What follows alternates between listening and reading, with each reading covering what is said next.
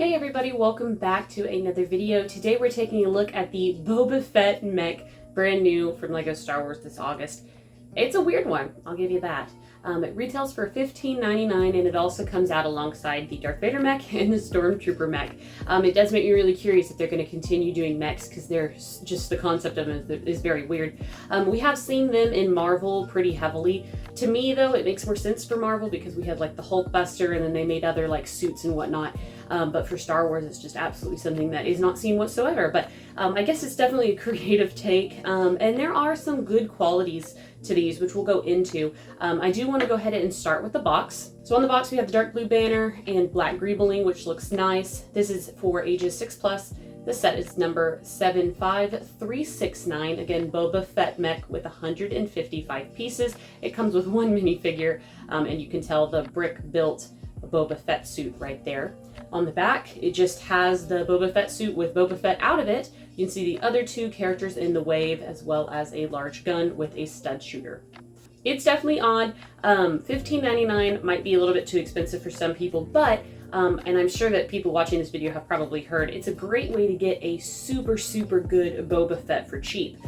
This is actually one of the best Boba Fetts that has come out to date. Literally the only thing missing is the like side cape, which is kind of a shame that they didn't include it, but again, it is what it is. Yeah, so let's go ahead, we'll get into the Boba Fett and then I'll show you guys the mech. There's not a whole lot to this review, but I did want to give just a bit of an overview for it. So taking a look at this Boba Fett, and he's really nice, as you can tell. I mean, he is detailed from head to toe, literally, and just the printing layover is just fantastic.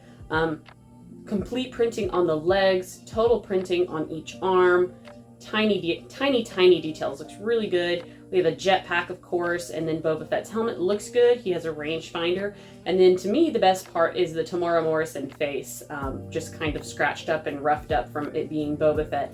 I really think that we need a Jango Fett remake. We have never gotten a Jango Fett remake. Surely that is coming down the pipe at some point.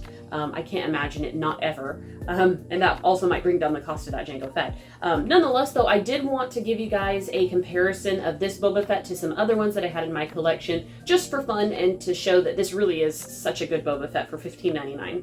First up, compared to this Boba Fett, is one from, I believe, 2012. It was the Skiff battle on Tatooine, and this Boba Fett is quite a bit older, but you can tell that even the printing on the legs is improved, printing on the hip joint is improved, and then of course the difference is in the faces. I did like this face quite a bit before they started making a more accurate one. I do like how he's scratched up, has stubble and everything.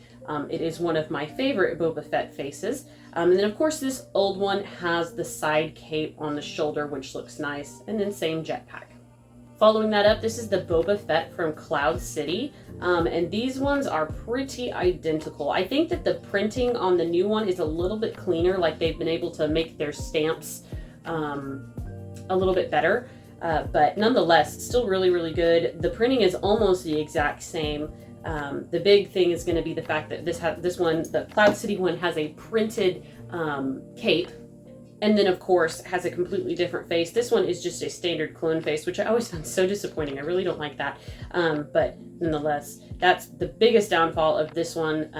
But they really stand up really well to each other. And the Cloud City Boba Fett is really expensive. So, I mean, literally almost identical. And lastly, just for fun, the comparison between the Book of Boba Fett, and this Boba Fett. Obviously, their costumes are different, but I did want to show the comparison between the faces. They actually are different, and I really like that. We have a younger, maybe a younger looking Boba Fett and not as clean shaven in this new one versus the older Boba. He has a different facial expression, but relatively similar scars. Looks like maybe he's picked up some new ones.